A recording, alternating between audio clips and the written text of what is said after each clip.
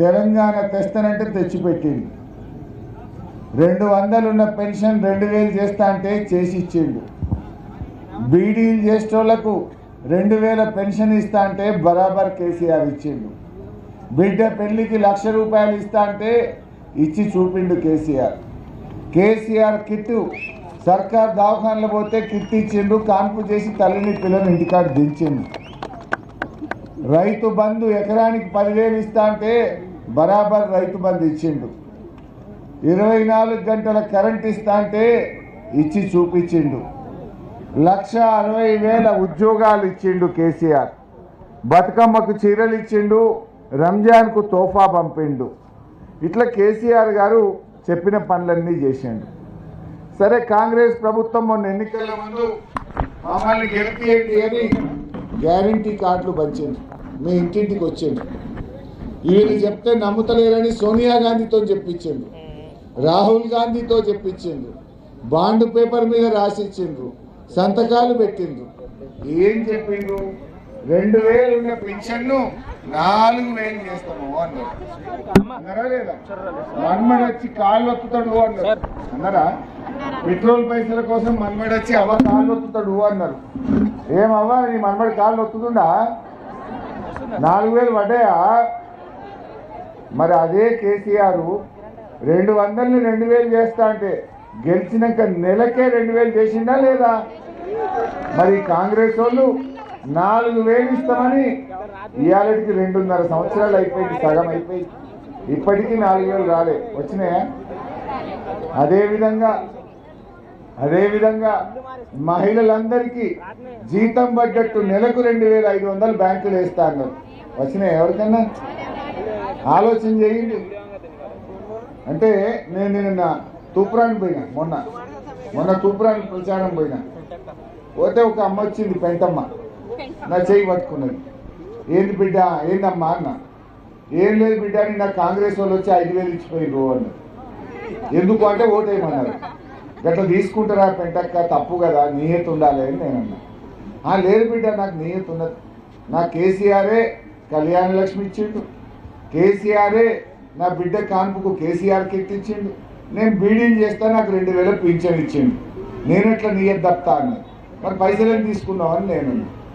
లేదు, ముందే మనసులో దేవునికి మొక్కినా, దేవుడా ఇది ఉత్తుత్త ఉంటే ఇది ఉత్తుత్తగా పెట్టుకుంటున్నా అని చెప్పి ముందే చెప్పినా 5,000 తీసుకున్నా అన్న. అయినా తప్పు కదా అక్క, 5,000 ఎందుకు తీసుకున్నావు అన్న. అగో ఎలక్షన్ అప్పుడు నా ఇంటికి వచ్చి బాండ్ పేపర్ ఇచ్చిపోయింది. నాకు ఏమని రాసింది దాంట్లో? గెలవంగానే నెలకు 2,500 బ్యాంకులో ఇస్తామన్నారు.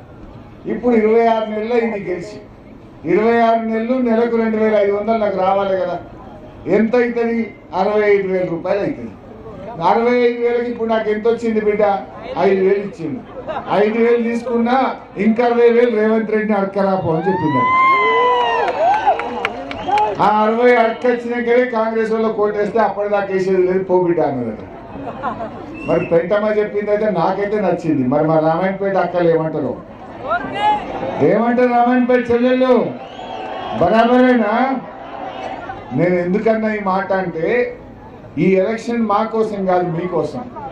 రేవంత్ రెడ్డి ఏమనుకుంటుండు? 4,000 ఎగ్గొట్టినా, 2,500 ఎగ్గొట్టినా, తులం బంగారం ఎగ్గొట్టినా, 2 పైసలకు రైతు బంధు ఎగ్గొట్టినా, ఆడపిల్లలకు స్కూటీలు ఎగ్గొట్టినా, ఇవాళ ఏది కూడా ఒక్కటి కూడా అమలు చేయలేదు. అన్ని ఎగ్గొట్టినా రామాయణపేటలో నాకే ఓట్లు పడ్డాయి అన్నాడు అనుకో, ఇస్తాడా రేపు?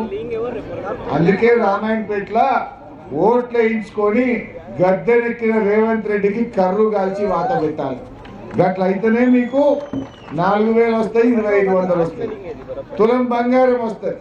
లేకపోతే ఇస్తారా వీళ్ళు? బాగా ఆలోచించండి. ఇలా మేము కొత్తగా ఎమ్మెల్యే ఏం లేదు, మీకోసం కొట్లాడుతున్నాం. రోజు పొద్దుగల కేసీఆర్ గారు, నేను, కేటీఆర్ గారు మేము కొట్లాడుతున్నాం. మేము కొట్లాడితే ఏమంటుండే రేవంత్ రెడ్డి? పేగులు తీసుకొని మెడలు వేసుకుంటా, నీ లాగుల తొండలు జొర్ర కొడతా, నీ కళ్ళ గుడ్లు కూడా వీక్తా. చూడండి, ముఖ్యమంత్రికి అట్లా మాట్లాడతాడా? అయినా నేను అడుగుతా, నా పేగులు తీసుకొని మెడలు వేసుకుంటే నా అవ్వ కడుపు నిండుతుందా? ఇవాళ నా అవ్వ బుక్కడు బువ్వ తింటుందంటే కేసీఆర్ ఇచ్చిన 2,000 కదా. నిజంగా నా అవ్వ కడుపు నిండాలంటే కేసీఆర్ ను తిట్టడో నన్ను తిట్టడో కాదు, నా అవ్వకు 4000 పెన్షన్ రేవంత్ రెడ్డి, అప్పుడు నా అవ్వ కడుపు నిండుతుంది. నువ్వు ఏం చేసినావు? ఇక కరోనా వస్తే నెలకు 10 కిలోల బియ్యం ఇచ్చి కేసీఆర్ కాపాడుకోలేదా? 1500 రూపాయలు ఇవ్వలేదా? ఏమిచ్చింది రేవంత్ రెడ్డి? ఆయన వచ్చినాక ఒకటొక్కటి ఉన్న స్కీములన్నీ బంద్ పెట్టుడే. బతుకమ్మ చీరలు బంద్ అయినాయి, గొల్ల కురుమలకు గొర్రెలు బంద్ అయినాయి, మా ముదిరాజులకు చేప పిల్లలు బంద్ అయిపోయింది, పిల్లలకు ఫీజు రియంబర్స్మెంట్ పథకం బంద్ అయిపోయింది, రంజాన్ తోఫా బంద్ అయిపోయింది, దవాఖానకు పోతే కేసీఆర్ కిట్ బంద్ అయిపోయింది, మన ఆర్టీఓ ఆఫీసు పోయింది. ఏమొచ్చిండ్రు? ఉన్నయి పోవుడే తప్ప కొత్తగా వచ్చింది ఏమన్నా ఉన్నదా? బస్సు తప్ప అంత తుస్సే. ఆ బస్సు కథ మీకు తెలియదు ఏముంది? మొన్న అక్క చెప్తుండే సిరిపేట కాడ ఏముంది, భార్యకు ఫ్రీ అన్నాడు, భర్తకు డబుల్ టికెట్ కొట్టిండు. ఇంకేం పడైంది అలా? భార్యకు ఫ్రీ, భర్తకు డబుల్ టికెట్. ఇదేం బస్సు ఫ్రీ సార్ అని అడుగుతుంది నన్ను. అవునా కాదా? నీ భర్తని అడుగుని టికెట్ ఎంత పెరిగిందో. మరి ఇదేం బస్సు ఏమనంటే బస్సు చూడు గుద్దు, బస్సు చూడు గుద్దు. ఏం గుద్దాలి? గట్టిగా రామాయణపేట గుద్దుడు గుద్దుతే జూబ్లీ హిల్స్ లో రేవంత్ రెడ్డి గూబ వలగాలి, గట్టిగా గుద్దుతే దెబ్బకి 4000 వస్తాయి. నేను అంటున్నా, మన కేసీఆర్ సార్ గెలిచింటే ఈ పాటికి బీడీలు చేసే చెల్లెళ్ళకి 4000 వడకపోవునా? అవ్వ తాతకు ఈ పాపటికి 4000 వడకపోవునా? నమ్మి రేవంత్ రెడ్డి కోటేస్తే ఆగమైపోయింది. అయినా ఇంకా ఓటేద్దామా? రుణమాఫీ దేవుళ్ళ కనబడ్డ దేవుని మీద ఒట్టు పెట్టిండు, మెదక్ల చర్చి మీద ఒట్టు పెట్టిండు, ఏడుపాయల అమ్మవారి మీద ఒట్టు పెట్టిండు, కొమరెల్లి మల్లన్న మీద ఒట్టు పెట్టిండు. ఏమని పెట్టిండు? 15 ఆగస్టు కల్లా మొత్తం మందికి రుణమాఫీ చేస్తా అన్నాడు. నేను మొన్న అసెంబ్లీలో అడిగిన, రావే రేవంత్ రెడ్డి రామాయణపేట చౌరస్తాలో కూర్చొని మాట్లాడదా రుణమాఫీ అయిందేమో అన్న. వస్తాడా? పోలీసు వాళ్ళు లేకుండా దమ్ముంటే ఒక్కరిని రమ్మని, నేను ఒక్కరిని వస్తా, ఆయన ఒక్కరిని రమ్మని అడుగుదాంపా. చౌరస్తాలో రుణమాఫీ అయిందేమో. చారణ మందికి చేసిండు, 12 మందికే కొట్టిండు. రుణమాఫీ దేవుణ్ణే మోసం చేసిన ప్రభుత్వుడు ఇక మనను మోసం చేసుడో లెక్కన. అందుకే మెదక్కొచ్చే ముఖం లేదు. ఎలక్షన్లలో చుట్టూ తిరిగిండు. నిజామాబాద్కు పోయిందట, కర్నార్ పోయిందట, వరంగల్కి పోయిండు. ఈ మెదక్ ఎమ్మెల్యేలు మా దగ్గర రా అన్నారట. ఏ ఆడ హరీశ్రావు ఉన్నాడు, నేను రాను అన్నాడట. అరే ఎందుకు రావు, మా దగ్గర రా అన్నారట. ఏ ఆడ ఒక్కడికి గెలిచేట్లేదు, వస్తే నా ఇచ్చేది పోతుంది, మీ ఇచ్చేది పోతాను. రేవంత్ రెడ్డి ముఖం చాటేసిండు, మెదక్కు రావడానికి ముఖం చాటేసిండు. మెదక్కు రావాలంటే భయం పట్టుకున్నది. మా ఏడుపాయల అమ్మవారి పవర్ఫుల్, అమ్మవారి మీద ఒట్టు పెట్టి తప్పిండు కదా, మా అమ్మవారు ఎక్కడ కోపానికి వస్తుందో అని భయం పట్టుకున్నది. మా మెదక్ చర్చు ఏషియా ఖండంలోనే పెద్దది. ఆ చర్చు మీద యేసు ప్రభువు మీద ఒట్టు పెట్టి మాట తప్పిన మూర్ఖుడు. అందుకే ఇటాంకలు వచ్చే ముఖం లేకుండా అయింది. ఆలోచన చెయ్యండి, చెప్తే చాలా ఉన్నాయి. ఇక యూరియా దొరుకుతుందా అమ్మా? కేసీఆర్ ఉండగా ఎప్పుడన్నా యూరియా బస్తాలకు ఇబ్బంది అయిందా? మా ఆటో డ్రైవర్ చెప్తే ఇంటికాడ 4 బస్తాలు వేసిపోయింది.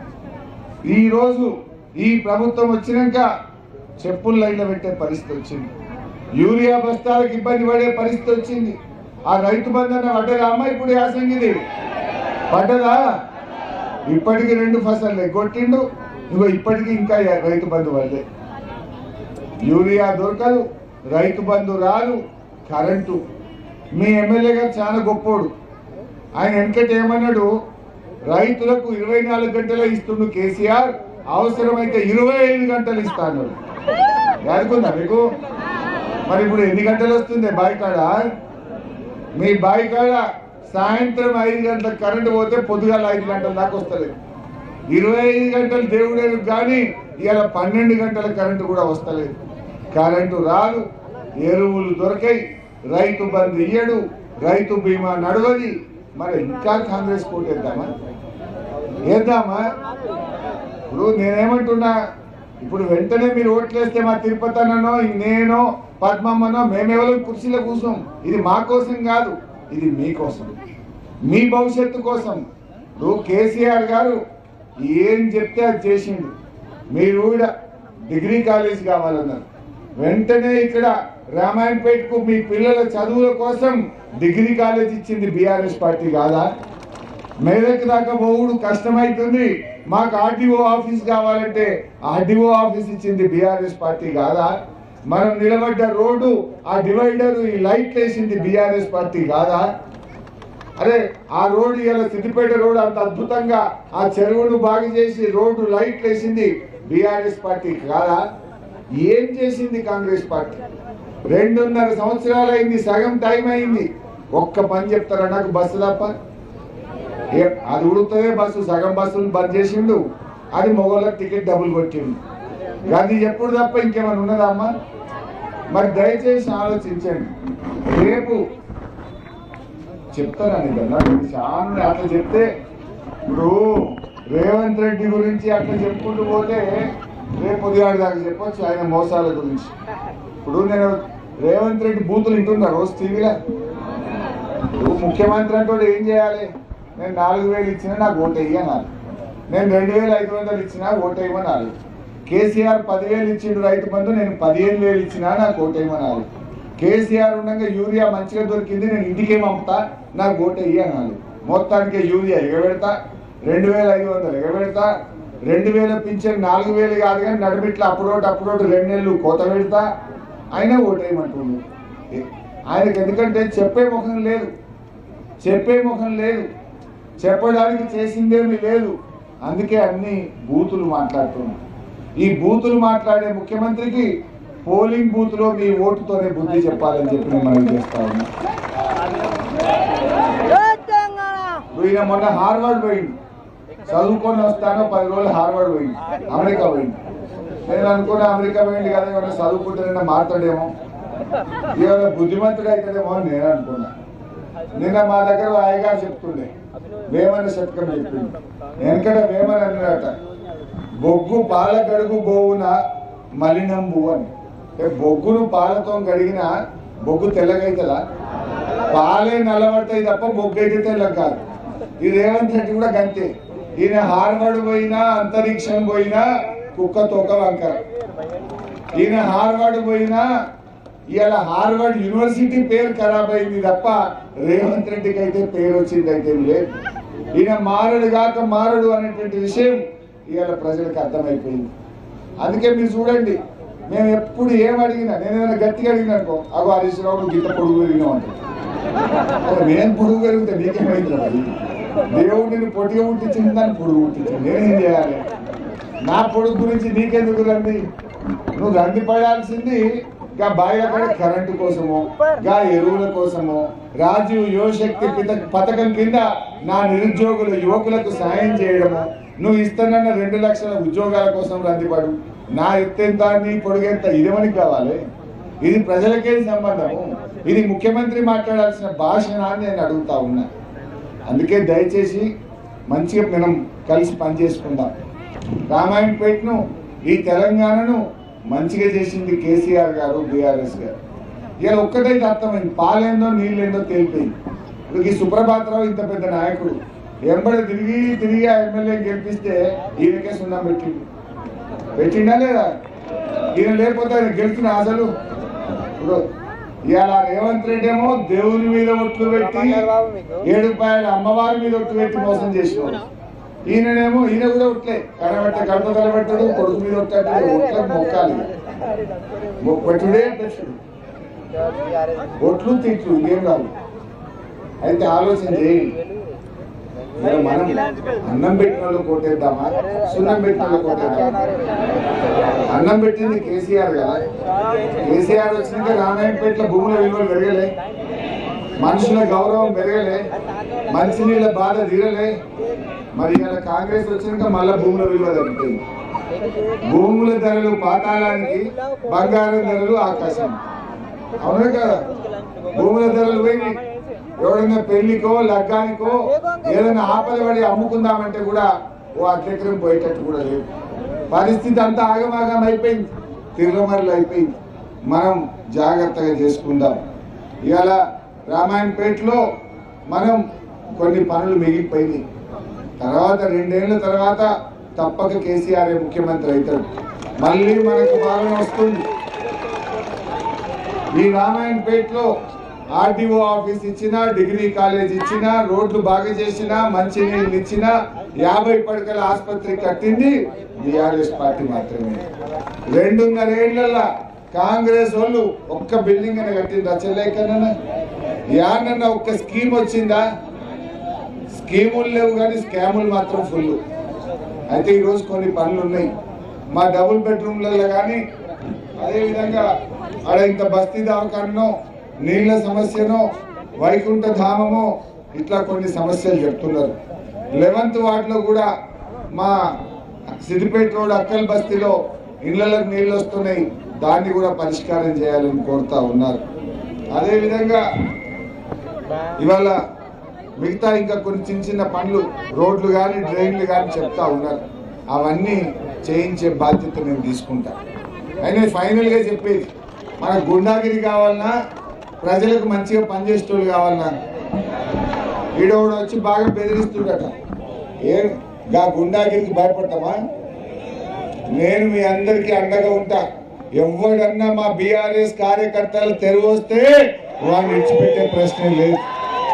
మా పోలీసులకు కూడా చెప్తున్నా, అరే మీకు కూడా సున్నం కొట్టిండు అదే రేవంత్ రెడ్డి పోలీస్ అన్నలు. ఇవాళ నేను అప్పుడు ఆర్థిక మంత్రి ఉన్నప్పుడు కేసీఆర్ నాయకత్వంలో ఈ పోలీస్ అన్నలకు 3 నెలలకు ఒక సరెండర్ లీవ్ ఇస్తుంటే, నేను 3 నెలలకు సరెండర్ లీవ్, 3 నెలలకు 40-50 వేలు వచ్చు, స్టేషన్ అలవెన్స్ వచ్చు. రేవంత్ రెడ్డి వచ్చినాక ఈ పోలీసు వాళ్ళకి ఇప్పుడు 6 సరెండర్ లీవ్లు బాకీ పడ్డాడు. ఇప్పుడు ఏడాది నర్తంకెళ్ళి వాళ్ళకి రావాల్సిన పోలీసు వాళ్ళకి జీతం కూడా చక్కగత్తలేదు. మీరుగా గుండాల మాటినుడు కాదు, ప్రజల మాట వినండి, చట్ట ప్రకారం నడవండి. మీకు కూడా మోసం చేసిండు. వాడేమన్నా ఎక్కువ తక్కువ చెప్పినా కాళ్ళ మీద కొట్టమంటే భూమి మీద కొట్టినట్టు చేయాలి. అంతే తప్ప మా పిల్లలు తెలంగాణ ఉద్యమకారులు. ఇవాళ రేవంత్ రెడ్డి మోసాల కోసం కొట్లాడుతుండు. మీకు కూడా రేవంత్ రెడ్డి మోసమే చేసిండు. అందువల్ల దయచేసి పోలీసులారా మీరు కూడా చట్టాన్ని దాటకండి. ఎవరైనా పోలీసులు అతి చేసిండు అనుకో, వడ్డీతో సహా వాళ్ళకు కూడా చెల్లిస్తాను. 2 ఏళ్ల తర్వాత వచ్చేది బీఆర్ఎస్ గవర్నమెంట్. మళ్ళా నేనే మంత్రిగా ఉంటా. ఎవడెవడు ఎక్స్ట్రా చేసిండో నట్లు బోల్ట్లు అన్ని ఫిట్ చేస్తా, జాగ్రత్త అని చెప్పి హెచ్చరిస్తా ఉన్నా. మర్యాదకు మర్యాద, మంచికి మంచి, తేడా వస్తే దేనికైనా సిద్ధం, ఖబర్దారని హెచ్చరిస్తా ఉన్నా. ప్రేమతో నడుస్తుంది. మరి ఎక్కువ చేస్తామంటే ఊపుకుంటామైంది. నీ ఇంటికి నా ఇల్లు ఎంత దూరమో నా ఇంటికి మీ ఇల్లు అంతే దూరం, అంతేనా కదా? ఎవరైనా మంచిగా మంచి, మర్యాదకు మర్యాద. మర్యాద తప్పితే మేము కూడా చూసుకుంటాం. మేము మర్యాదగా ఉండాలని కోరుకుంటున్నాం. 10 ఏళ్ళు మేము మర్యాదగా పనిచేసినాం. 10 ఏళ్ళు మాతో ఆయన కాడికి తనలాడినాం. మీకు చేతనైతే మాకంటే మంచిగా పనిచేయండి. మేము 10,000 ఇచ్చినాం, మీరు 15,000 ఇవ్వండి. మేము 2,000 పెన్షన్ ఇచ్చినాం, మీరు 4,000 ఇవ్వండి. మేము కేసీఆర్ కిట్ ఇచ్చినాం, మీరు 20,000 కలిపి ఇవ్వండి. మేము కళ్యాణ లక్ష్మికి 1,00,000 ఇచ్చినాం, మీరు తులం బంగారం కలిపి ఇవ్వండి. అరే పని మంచిగా చేయండి. ఈ చిల్లర మాటలు ఎందుకు? ఈ చిల్లర మాటలు కడుపు నింపుతాయా? రాత్రి పూట దాడులు చేస్తాం, బెదిరిస్తాం. నేను మీతో కోరేది ఒక్కటే, ఈ బెదిరింపులకు, ఈ గుండాలకు, ఈ చిల్లర మాటలకు, రేవంత్ రెడ్డి చేసిన తప్పుడు పనులకు మీ ఓటుతో బుద్ధి చెప్పండి. అది ఎట్లా రావో నేను చూస్తాను. రేపు చెప్తా అసెంబ్లీలో. మా రామాయణపేట అక్క చెల్లెళ్ళు, మా రామాయణపేట అన్నదమ్ముళ్ళు రైతు బంధు ఇయ్యనందుకు, 4,000 పింఛన్ ఎగబెట్టినందుకు, మహాలక్ష్మి ఇయ్యనందుకు రేవంత్ రెడ్డి నీ కాంగ్రెస్ పార్టీని రామాయణపేట చౌరస్తాల చీరి చింతగట్టిర్రా భయ్. ఇప్పుడన్నా ఇస్తావా ఇయ్యవా అని అడుగుతా. ఇప్పుడన్నా ఇస్తావా ఇయ్యవా నీ సంగతి ఏంటని అడుగుతా. అడగాలన్నా వద్దా? అడగాలంటే మరి మీరు చీరి చింతకు కట్టాలి. చీరి చింతకు కట్టాలంటే కొట్టుమనుడు కాదు, ఓట్లలో చూపించింది. కారు మీద గుద్దుడే గుద్దుతే దెబ్బకు దిమ్మ తిరగదా? దిగి రాడా? చక్కగాడా? గట్ల చేద్దాం. మనం మోసం చేసిన వాళ్ళకి బుద్ధి చెప్పండి. నేనేమి నా కోసం అడుగుతలేను, ఇది మీకోసం. మేమేమైనా కురిసెక్కేది ఉందా? ఇప్పుడు 2.5 ఏళ్ళు చూసిండ్రు. 2.5 ఏళ్ళలో వచ్చిందేం లేదు, పోయినే ఉన్నాయి తప్ప కొత్తగా వచ్చిందేం లేదు. మరి అవి రావాలంటే దయ్యం దిగాలి. దయ్యం దిగాలంటే గట్టిగా పోలింగ్ బూత్లో ఎల్లుండి 11 నాడు కారుకి వేయింది. పెంటమ్మ ముచ్చడి యాదుకుందా? మనసు పట్టిందా? తూప్రాన్ పెంటక్క చెప్పింది, యాదుకుంది కదా. గంతమన్నం చదువుకుంటే సాలిగా ఎక్కువ చెప్పేది లేదు. జై తెలంగాణ. కాల్ గుర్తుకే కాల్